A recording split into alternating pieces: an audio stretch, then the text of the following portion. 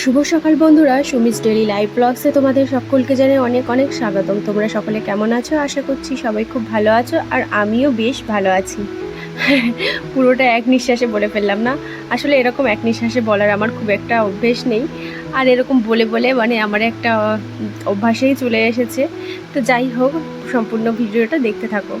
তো সকালে প্রত্যেক দিনের মতো এই যে আমি সকালে উঠে আগে আমার চুলটা ঠিক করে নিচ্ছি, কারণ ওই প্রত্যেক ভিডিওতেই বলে থাকি চুলটা রেডি থাকলে পরে সারাদিনে আমার চুলের পুরো ঝামেলাটাই ঘুচে যায়।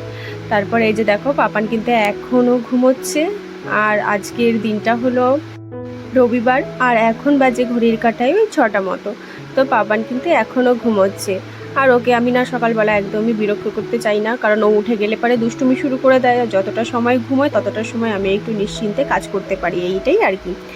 যাই হোক, আমি এই যে পুরো ঘরটা দেখো ঝাড় দিয়ে বের করে দিচ্ছি, প্রথমত বাসি ঘর তার জন্য, আর পরে তো আমাকে এমনিতেও ঝাড় দিতে হবে। তো আর বেশিক্ষণ ওয়েট না করে আর কি ঝাড় টাড় দিয়ে এই কাজগুলো কমপ্লিট করে রাখছি।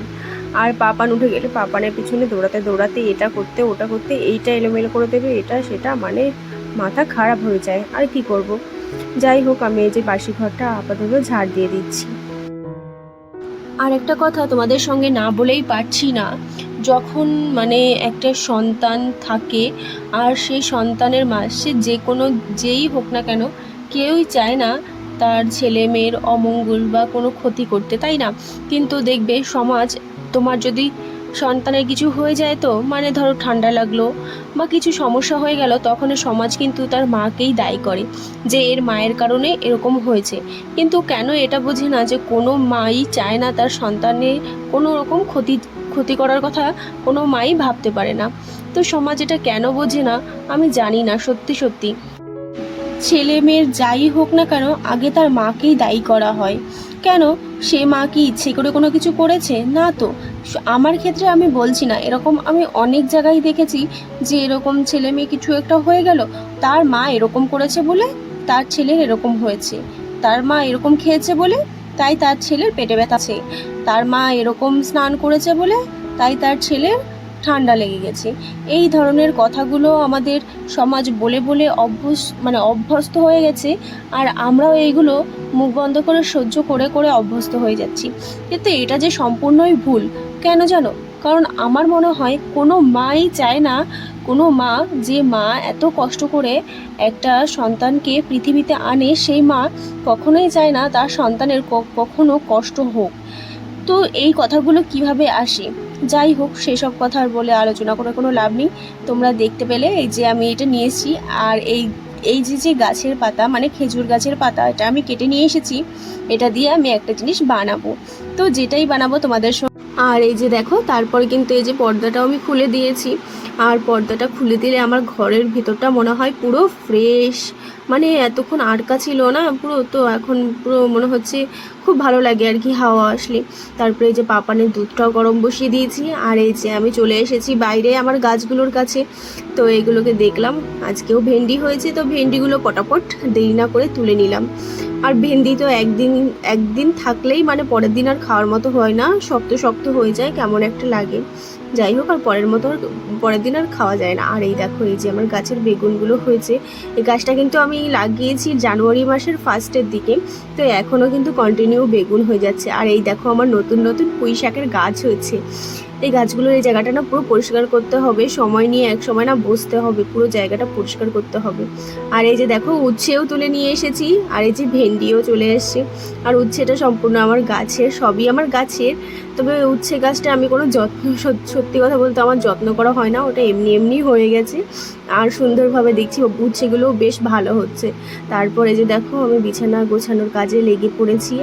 আর কি জানো তো, বাইরের সবাই মনে করে যে আমরা যারা হাউসওয়াইফরা, বিশেষ করে ঘরের ভিতর থাকে, তারা সারাদিন ঘরের ভিতর কি করে? ওই খায় দায়, রান্না করে, আর শুয়ে থাকে, আর ফোন দেখে, এইসব কথাই তাদের মাথায় হয়তো থাকে। কিন্তু তারা জানে না আমাদেরও যে একটা জীবন, আমরাও যে সারাদিন এই যে সারাদিন সকাল থেকে রাত্রির অবধি সম্পূর্ণভাবে দৌড়াতে দৌড়াতে কাজ করে করে খেটে খেটে মরতে হয়। আবার রাত্রে কিন্তু শোয়ার সময় শান্তিতে শোয়াও যায় না, তাই না? ছোট বাচ্চা থাকলে কিন্তু এমনিতেও শোয়া যায় না, ও কখন রাত্রে কেঁদে ওঠে, কখন কিভাবে। তো ওই জন্য প্রত্যেক দিন রাত্রেবেলা না একটা মানে ঠিকভাবে যে একটা টানা ঘুম, সেই ঘুমটাও আমাদের দেওয়া হয় না। তারপরে এই যে দেখো পাপানকে আমি নিয়ে পড়তে বসিয়েছি। ওর পাপা চলে যাওয়ার পর না আমি একটা রুটিন ঠিক করেছি যে সকালে আর বিকালে করে প্রত্যেক দিন ওকে নিয়ে পড়তে বসাবো। কারণ ওর পাপা যখন মানে আসেনি তখনই কিন্তু ওকে আমি প্রত্যেক দিন পড়তে বসাতাম, আর ও অ এগুলো কিন্তু বেশ বলতে পারতো। কিন্তু এখনে তারপর ওর পাপা আসার পরে আর কি আদরে আদরে যা হয়, তো পুরোপুরি সব আবার ভুলে জল খেয়ে নিয়েছে। আবার একে এই যে প্রত্যেক দিন পড়তে বসাচ্ছি।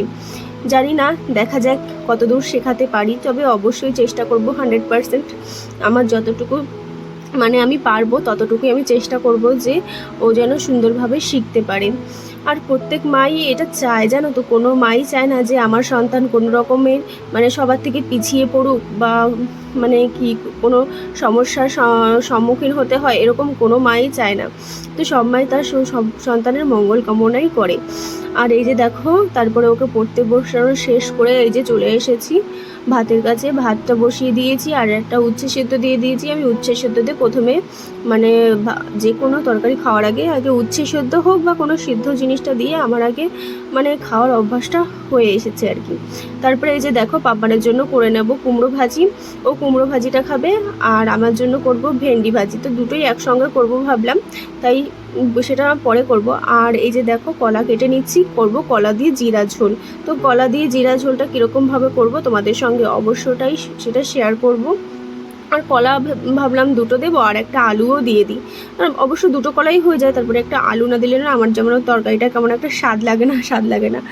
যাই হোক, তারপরে এই যে দেখো এই যে আলু একটা কেটে নিয়েছি আর এই যে কলাগুলো এইভাবে কেটে এই যে এইভাবে রান্না করলে না সত্যি কলার তরকারি দেখবে ম্যাক্সিমাম টাইমে না কালো পড়ে যায়, কিন্তু এইভাবে রান্না করবে দেখবে একদমই কালো পড়বে না। মানে কলাটা প্রথমে কেটে না হলুদে রেখে দেবে, মানে আমার যেটুকু মধ্যে যেটুকু ধারণা আছে, কলাটা প্রথমে হলুদের মধ্যে রেখে দিলে না দেখবে ওটা মানে আর কালো পড়ে না পরে রান্নার সময়। তো প্রথমে দেখো যে জিরা দিয়েছি কড়াইয়ে জিরা দিয়ে যে তুলে নিয়েছি, আর তারপরে একটু রাঁধুনি দিয়ে যে আলুটা ভেজে লবণ দিয়ে তারপরে যে জল দিয়ে দিয়েছি, আর তারপরে আমি হলুদ দিয়েছি, আর হলুদ দেওয়ার পরপরই আমি কলাটা দিয়ে দিয়েছি। এতে করে কলার রঙটা যে না পুরো সুন্দর থাকে আর কালোও হয় না, দেখতেও সুন্দর লাগে। তো এইভাবে আমি আমার কলার তরকারি মানে কলার তরকারিটাই এইভাবে রান্না করে থাকি। আর জিরা ঝোল যেগুলো আর অন্যান্য জিরা ঝোলগুলো সেগুলো কিন্তু আমি অন্যরকমভাবে আবার রান্না করে থাকি। যাই হোক, এখানে রান্না বসিয়ে দিয়েছি আর এই দেখো এই জায়গাটা পুরো অগোছালো হয়ে গেছে। তো আমি আস্তে আস্তে যতটা পারি ততটা পরিষ্কার করে নিচ্ছি। তারপরে আমার প্রায়টাই মানে পরিষ্কার হয়ে গেছে। আর এই যে কলার তরকারিটা লাস্টে যে জিরাটা ছিল সেটা একটুখানি ঘেটে ওই যে কলার তরকারির সঙ্গে মিশিয়ে নামিয়ে নিয়েছি। আর আমি তো লঙ্কা সচরাচর খাই না, মানে পাপা আর আমি তরকারি একসঙ্গেই বেশিরভাগ করি, তো ওই জন্য লঙ্কাটা আমার বেশি একটা খাওয়া পড়ে না। আর তারপরে এই যে ঘরে চলে এসেছি টুকটাক। আর এইটা আমাকে পুরো মনে হয় 3 বেলা করে মুছতে হয়, মানে এত পরিমাণে ধুলো পড়ে না কি বলবো। আর সাইডে যে শোকেসটা আছে সেটা যেহেতু আমি কভার পরিয়ে দিয়েছি না, অতটা নোংরা মানে এতটা ধুলো ঝাড়তে হয় না। কিন্তু এই যে এইটা আর আমার আলনাটা, এই দুটো আমাকে মনে হয়, এটা তো আমাকে দিনে 3 বার মুছতেই হয়, আর আলনাটাও আমাকে প্রত্যেক দিন করে মুছতে হয়। কেন বলো তো, এই যে আলনাটা আমি বেশ কয়েকদিন কিন্তু এখানে ছিলাম না, প্রায় 1 বছরের মতো আমি এখানে ছিলাম না। আমি আমার বাবার বাড়িতে ছিলাম যখন পাপান হবে তখনই। তো সেখানটা থেকে আমার এটা না পুরো নিচের দিকটা পুরো মানে আগে যখন ছিলাম তখন পরিষ্কার করে রাখতাম, এবার যখন ছিলাম না তখন অপরিষ্কার অপরিচ্ছন্নভাবে ছিল। তারপরে ওটা না পুরো কেমন একটা হয়ে গেছে নিচের দিকে, যার কারণে না ওটা নষ্ট হয়ে যাচ্ছে। তো ভাবলাম এখন থেকেই না ভালোভাবে আরও যত্ন নিতে হবে। তো তারপরে দেখো এই যে পাপোশগুলোও আজকে সব ধুয়ে দিয়েছি। আর মেঘের অবস্থা দেখো, মনে হচ্ছে এই বৃষ্টি নামলো। আমি মেলে দিচ্ছি আর ভাবছি এই যে মনে হয় বৃষ্টি নামলো। যাই হোক, আমার সব মেলে দেওয়াও কিন্তু কমপ্লিট হয়ে গেছিলো আর বৃষ্টিও কিন্তু চলে এসেছিলো। তারপরে আবার কি করব, সব মেলে দেওয়ার পরে আবার তুলে নিচে নিয়ে গেছি, আবার তুলে রেখে গেছি। তারপরে যে দেখো পাপানকে স্নান করিয়ে রেডি করিয়ে ওকে ঘুম পাড়িয়ে দেবো, আর আমিও স্নান করে সব রেডি হয়ে তারপরে যে ভিডিও তোমাদের জন্য রেডি করে পোস্টে দেবো।